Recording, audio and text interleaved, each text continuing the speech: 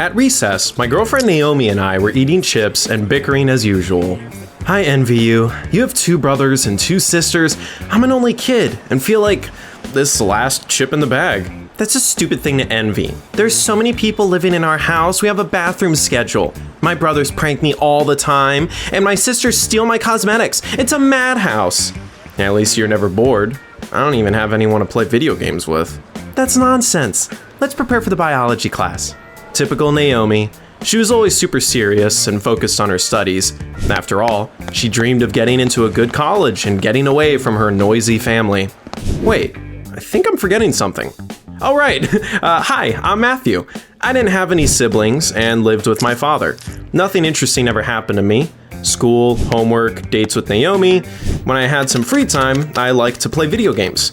But one day, Dad did something that put an end to our peaceful life. That's when things got crazy. Matthew, how do I look? Do I smell fine? Dad, are you sick? No, son, I'm going on a date. Oh, I shrugged and wished him luck. I didn't think it was that serious. But apparently, I didn't know my father well. That evening, he came back home smiling like a lunatic and declared that he was madly in love. Congratulate me, Matthew. I'm getting married. I didn't get upset because I was too old to be afraid of evil stepmothers. Actually, I wanted our little family to grow a little bigger. There was no big celebration. A week later, my stepmother just moved into our house. Matthew, this is the love of my life, Nadine. He's so cute, like a gummy bear. I'm sure we'll be friends, bunny. As long as you don't pinch my cheeks or call me a bunny. Yeah. It seemed that living with my stepmother was going to be no picnic. However, the surprises didn't end there. A girl walked into our house after Nadine. This is my daughter, Roxy. She's going to be your stepsister now. Hi, Matthew. You're very cute. Just like a gummy bear? Exactly. Something about that girl made me wary. However, I was really excited because I was a brother now. That was so cool. Maybe now I would finally have someone to play games with. That evening, we had our first family dinner. My dad and stepmother were talking about some grown-up stuff and weren't paying us any attention. Meanwhile, Roxy was looking at me coquettishly. Was she making goo-goo eyes at me? Startled, I dropped the fork and had to bend down to pick it up. To my surprise, Roxy and I bumped foreheads under the table. We grabbed my fork at the same time and our hands touched. She giggled. Oh, look, it's like we're having a secret date here. Wait, that's way too weird. Was my stepsister really hitting on me? Ew. I said I wasn't feeling well and ran to my room. Roxy walked into my room just a minute later and sat down next to me. Matthew, do you have a headache? Let me kiss it better. I jumped away from her in horror. Are you nuts? Quit flirting with me. What's the big deal? We aren't actually related. As soon as I saw you, I realized you were the love of my life. Pinch me. Was I dreaming? It was an effort not to snap at her. Instead, I took a deep breath and calmly told her love at first sight didn't exist. Leave me alone. I chased Roxy out of my room and locked the door behind her. Ugh. I hoped that would be the end of it. My biggest fear was that Naomi would find out about what had happened. After all, my girlfriend took everything very seriously. I didn't want her to break up with me because of my stepsister's antics. The next day, my dad and stepmother left on a short honeymoon. Roxy and I were left alone for a whole week. I was a little nervous because I didn't know what to expect from my sister. To my relief, she didn't do anything weird. I breathed a sigh of relief. It seemed Roxy wouldn't bother me anymore. That evening, I played video games as usual and fell asleep on the couch. I had a very creepy dream in which I was stuck in a giant spider web and couldn't get out of it, while Roxy was crawling toward me like a spider. Ah! Let me go! Shh, silly. I've been waiting for you so long. You're not going anywhere. Then she started laughing like a maniac, and I woke up in a cold sweat. Ugh. However, reality wasn't much better. I saw that Roxy was sitting next to me and taking a selfie with me. Oh, Matthew, are you awake? Smile! I'll show the photos to my friends. They'll be jealous I have such a handsome boyfriend. With those words, she ran away. What? Did she just call me her boyfriend? In a few minutes, it dawned on me those pictures could make my life a living hell. After all, if Naomi saw them, she would go ballistic. I went out to Roxy's room when she was out to quietly delete those photos. However, when I took my stepsister's phone, I was left speechless. She was using a photo of me as her screensaver. It was creepy. My stepsister was a psycho. After deleting all my photos, I went back to my room and tried to come up with a plan. And then I realized all I needed to do was set my stepsister up with some guy so that she would obsess over someone else instead. I called my friend John and asked him to come over. Bro, it's late. I want to stay in bed. Take off your Huggy Wuggy pajamas and hurry up. I'll introduce you to an awesome girl. You should have led with that. I'm on my way. When John showed up, I introduced him to Roxy and left them alone. It seemed there were some sparks there. Phew. I was a genius. My plan worked perfectly. The next day, my friend asked Roxy out on a date. I realized that I hadn't seen Naomi in a while and invited her to the cinema. I'm not sure. I was about to prepare for the chemistry test. You still have a whole week for that. Come on, let's have some fun. She reluctantly agreed. An hour later, we were sitting in the cinema and watching a silly romantic movie. It was so boring, I struggled to keep my eyes open. I enjoyed spending time with Naomi anyway. Things were going pretty great until I saw John and my stepsister. Damn it! Were there no other cinemas in the city? I was afraid that Roxy would see me and do something, so I pulled out a mask from my pocket and put it on. I'm invisible. Please don't look here. What are you mumbling? And why are you wearing a mask? Oh, I just, caught a cold. You hear that? I don't want you to catch it. Matthew, do you take me for a fool? I have two obnoxious brothers. I can feel a lie a mile away. Take it off. No, baby, don't. Let go. We started a fight over the mask and people turned to glare at us. Of course, Roxy saw me too and immediately came over. Matthew Gummy Bear, do you like romantic movies too? She was about to throw her arms around me, but then she saw Naomi. Oh no, that was bad. Well, now who are you? You look like you stole clothes from my grandma's wardrobe. Excuse you? If I googled the word tasteless, I would see photos of you. The girls scowled at each other. I was afraid they would start fighting like wild cats. Matthew, who is this and why is she sticking you like gum to the sole of your shoe?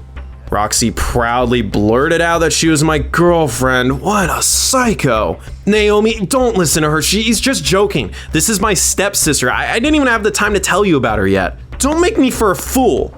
My girlfriend stormed out of the cinema. That evening, John texted me he wouldn't take Roxy out on a date again. She spent the whole night talking about me. Damn it. When it rained, it poured. I couldn't lose Naomi. I called her and begged her to meet me in a cafe so that we could talk. All that was left to do was sneak out of the house. Where are you going? Can I come with you? No, I'm going for a run. Yeah, right. Naomi and I met in a cafe. She looked nervous and didn't believe there was nothing between me and Roxy. This is ridiculous. I don't know why Roxy is so obsessed with me. Okay, whatever. I actually wanted to talk to you about something important. I got ready to listen, but then I saw my crazy stepsister outside the window. Roxy was drawing hearts on the fogged glass and blowing kisses at me. Can you believe it? I tried to sit in front of the window and even splash some sauce on it so that Naomi wouldn't notice her. It was a dumb idea, I know, but I panicked. Naomi quickly realized something was wrong. Matthew, are you even listening to me? And then she too saw Roxy staring at me lovingly. I've had enough. Don't talk to me until you got your life in order. Goodbye.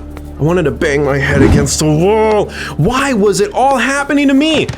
Later at home, I tried to have another serious conversation with Roxy. Get it through your head. I don't like you. You're my stepsister. Leave me alone. Roxy stared at me with eyes full of tears and said that she knew she was acting like a wacko.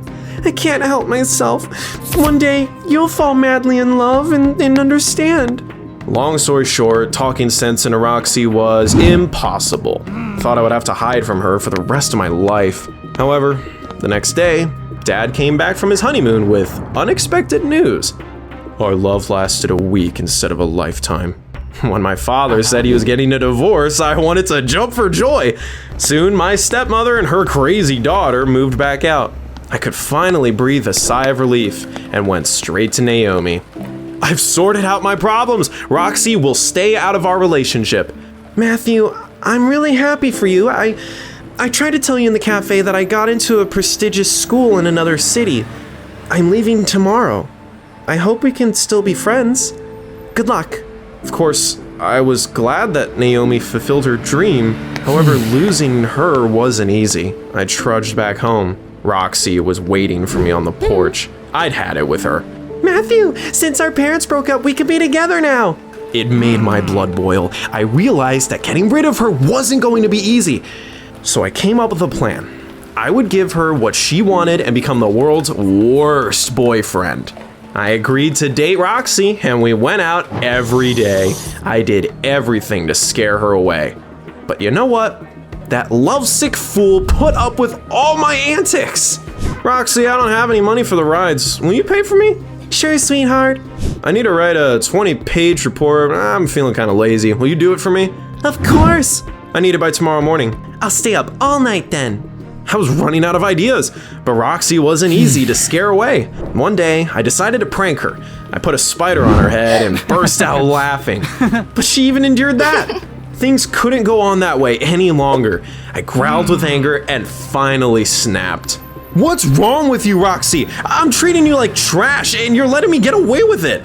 Don't you have any pride? Matthew, that's so cruel. How could you say that? I don't feel anything for you and I want you to disappear from my life. Roxy looked at me with eyes full of tears and disappointment. Okay, I get it. I hope you'll never fall in love with someone who feels nothing for you. Goodbye, gummy bear. She finally left me alone.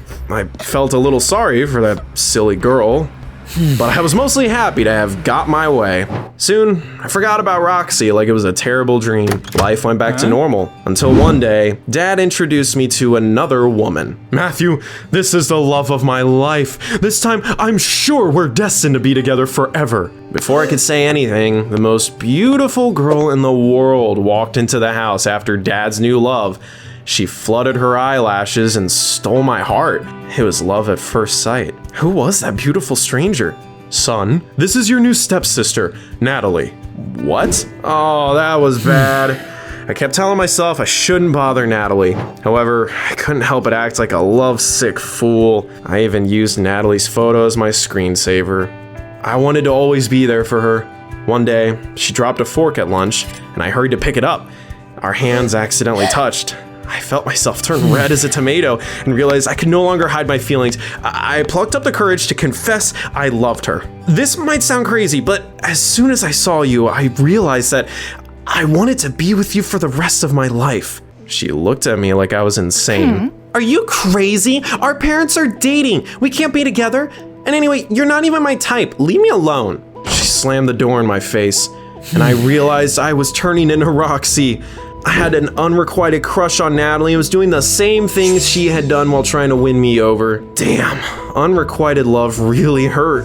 Okay, Matthew, use your brain and forget Natalie. It was easier said than done. After all, controlling my feelings wasn't easy. I also felt terrible for the way I treated Roxy. Now that I was in her shoes, I understood what she had gone through. I wanted to apologize to her. I came to her new house, and Nadine let me in. Roxy's in the living room. Come on in, bunny. When I walked in, I saw her playing video games. What a coincidence, I love this game too. She asked me coldly why I had come. I told her about my unfortunate crush and apologized for my cruel words. It's okay.